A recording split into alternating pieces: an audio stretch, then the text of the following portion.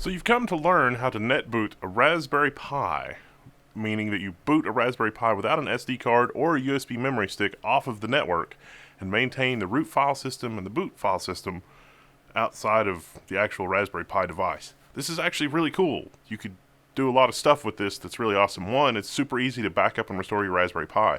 Two, it's super easy to do a security audit because you can inspect the files on the Raspberry Pi without the Raspberry Pi having anything to say about it. Something that's really good compromises your Raspberry Pi can just tell you that it's not compromised. If its file system comes from the network, the device that's hosting its network can give you the ground truth as to what's going on with the file system. And with no local storage on the Raspberry Pi, it's going to be hard for any malware to persist. It's pretty good architecture for something like Internet of Things. It's hard for the malware to persist on the endpoint devices that things are running on that may get compromised. It's a security thing, but the steps are a little tricky, and we're doing a series at level 1, sort of building the ultimate home server. That's kind of a follow-up to our, building a better Internet of Things series. And Raspberry Pis, oh boy, everybody in the audience always asks questions about Raspberry Pis, so I figured it'd be pretty good to show you how to use a Raspberry Pi in a diskless kind of way. Let's dive in.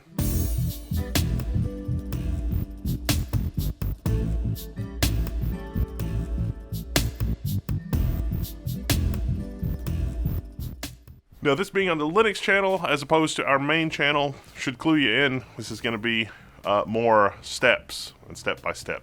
If you want to hear more rambles and more about me waxing poetic, I did another video on the why.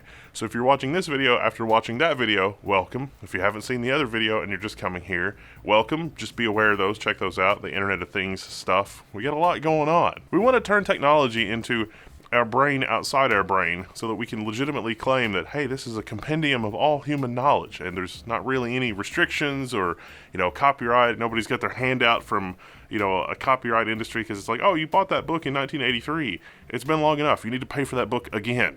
It's not how dead tree format works. And I think about the VCR. Do you know the VCR was almost illegal in the United States? It was a 5-4 Supreme Court. I mean, by the skin of our teeth, we almost didn't have a VCR. And the copyright cartel is keen not to repeat that mistake from their perspective. So they're clawing at basically everything in every country to try to prevent people from having fair use rights of the media that they've paid for. Sorry, that's not what this video is about. This video is about netbooting a Raspberry Pi. Now, I've also outfitted mine with a PoE hat. So this is like a 1-2 punch of cool because you can plug in your network cord and this thing actually runs over the network if you have a PoE switch, meaning an Ethernet switch that provides power.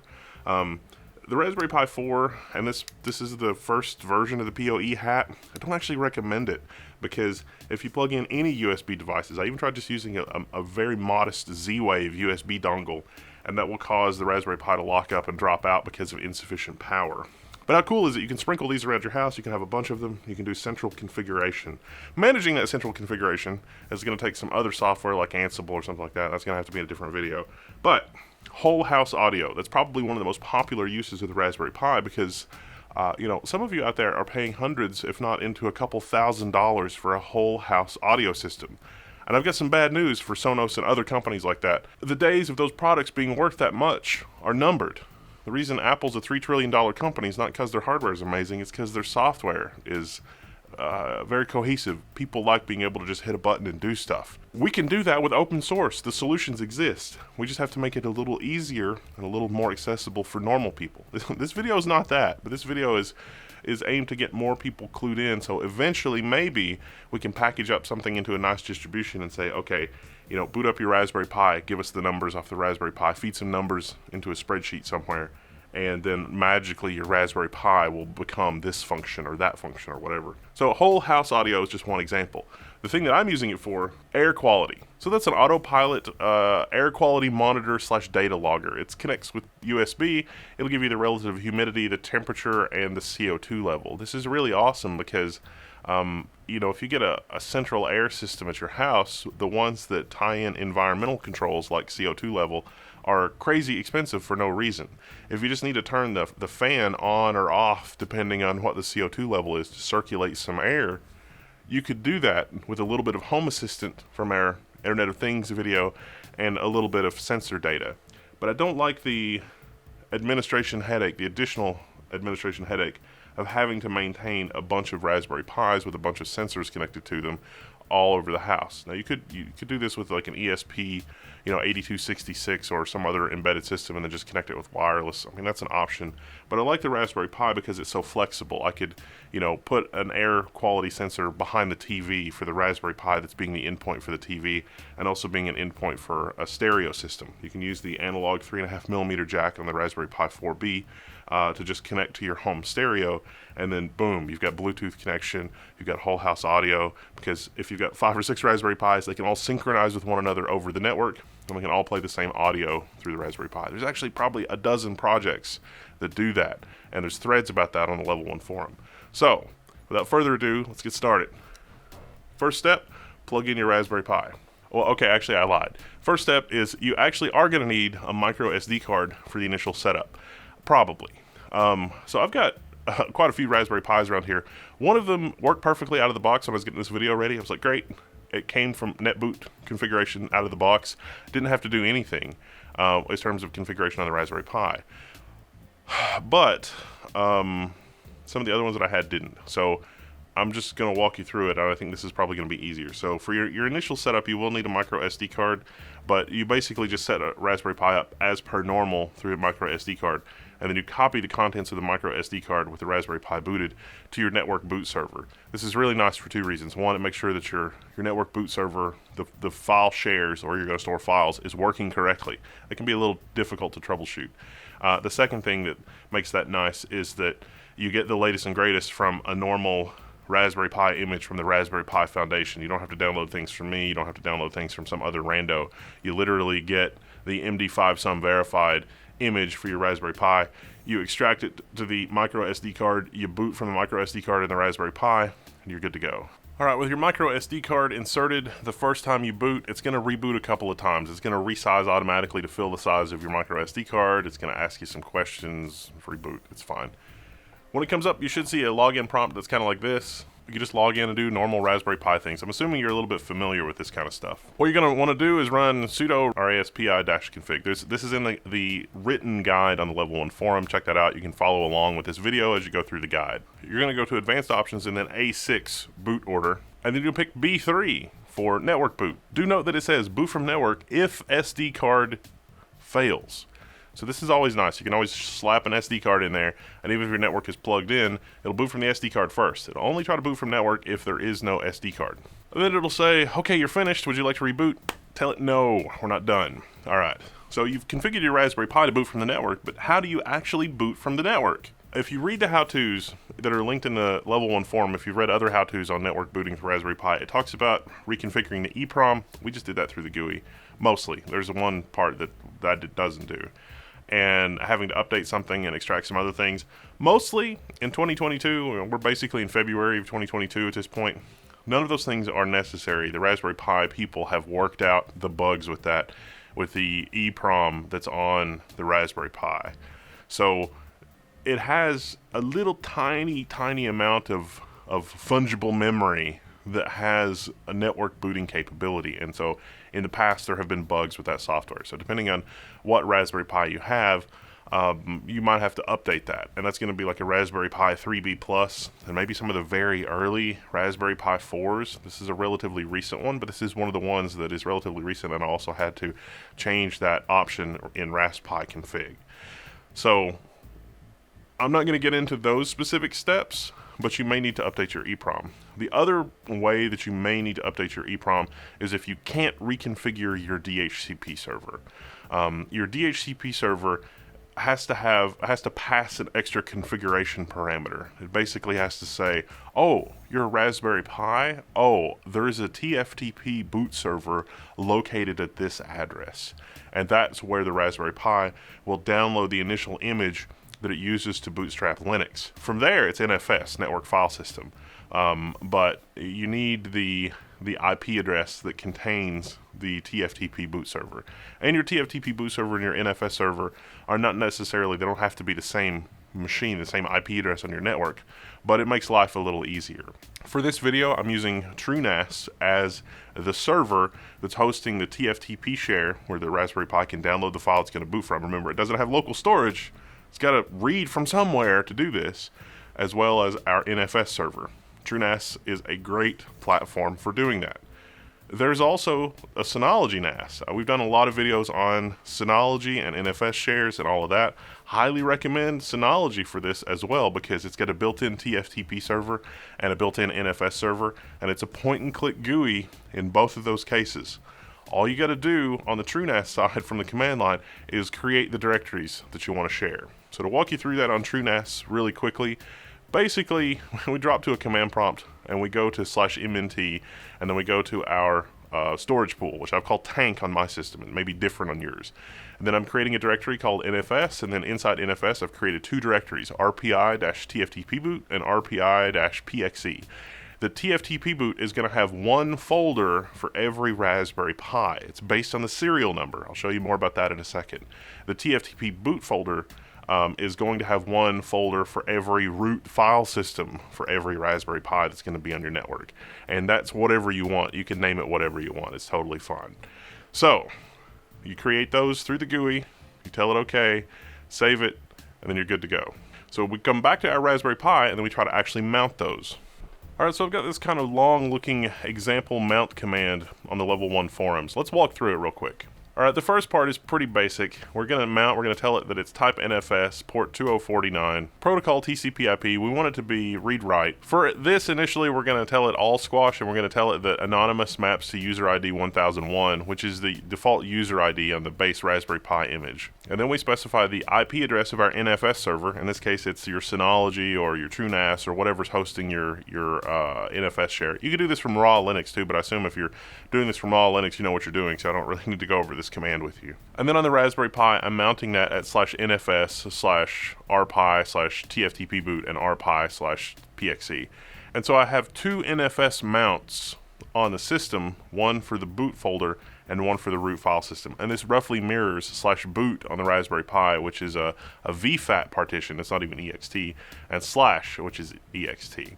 Next, I'll use the rsync command to rsync/boot to the special serial number directory for the Raspberry Pi. We need to know our globally unique Raspberry Pi serial number. We actually see that when it tries to boot from the network, but we haven't tried to boot from the network for the first time yet, so we need to ask the Raspberry Pi what its serial number is.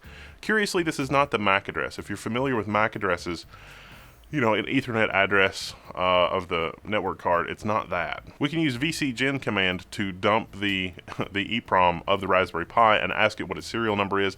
That's what that command is on the level 1 forum, so you can copy paste that. In my case, it's C494 blah blah blah.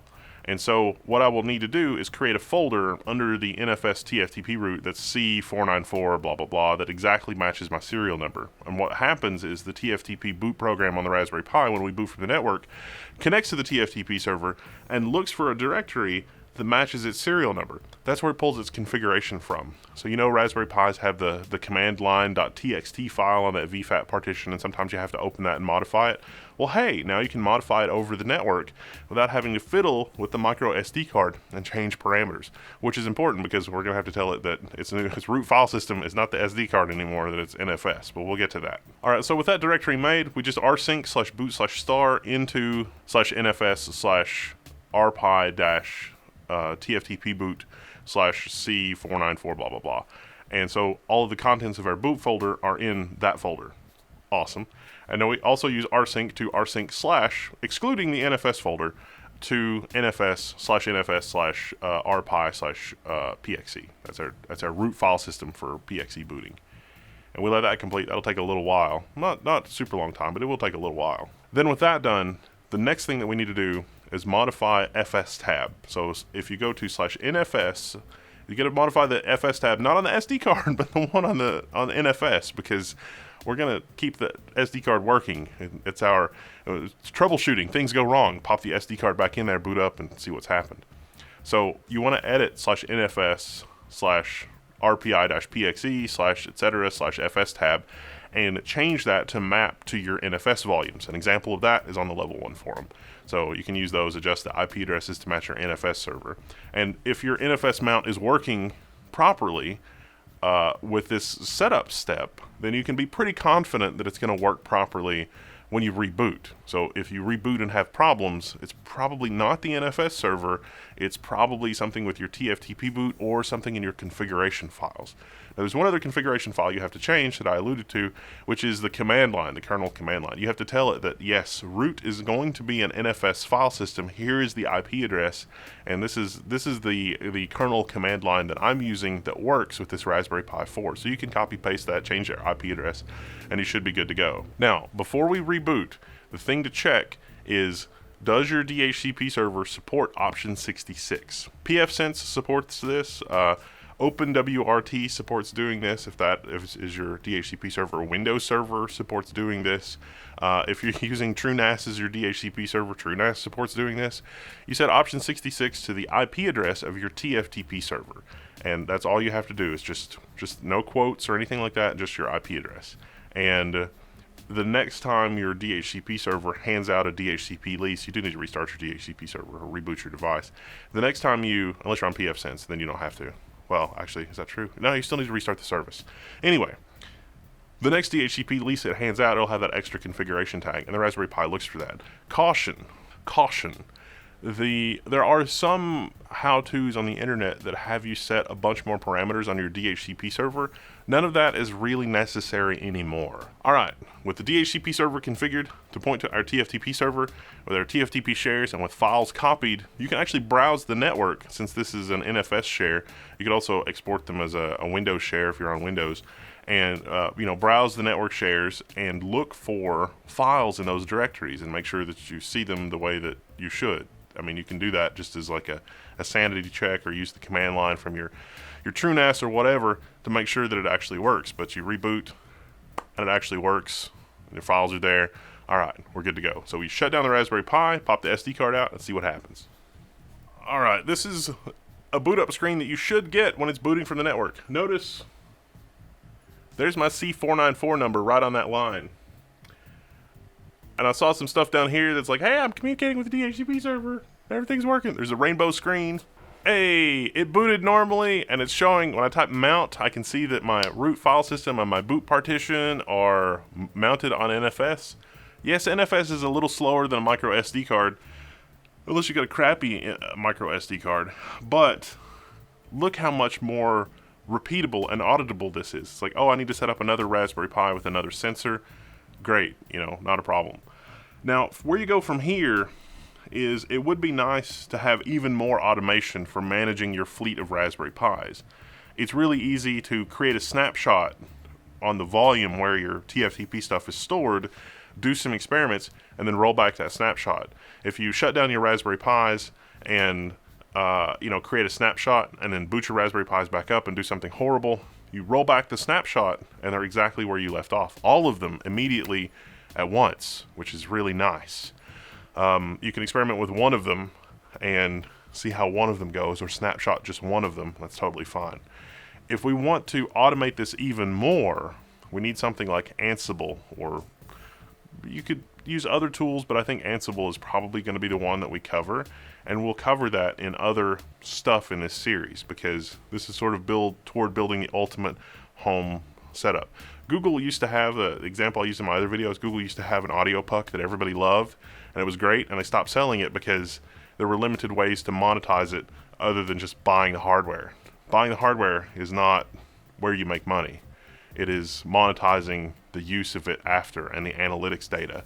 And this is, we're slipping into a really sort of horrifying dystopia with that kind of stuff. But you can use open source things and build your own stuff and have all of the awesome amenities of a modern home without having it be so brittle.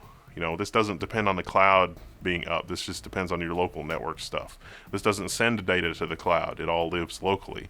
And I would argue that this is going to last 5, 10, 20 years. It's more likely to than the garbage Internet of Things devices that we have now. I mean, there was an Amazon outage the other day, and people's Roombas couldn't Roomba.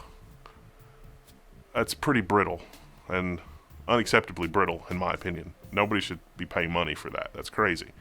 Anyway, this is how you netboot your Raspberry Pi. I'm Windowless Level 1. Signing out. You can find me in the Level 1 forums. Woo!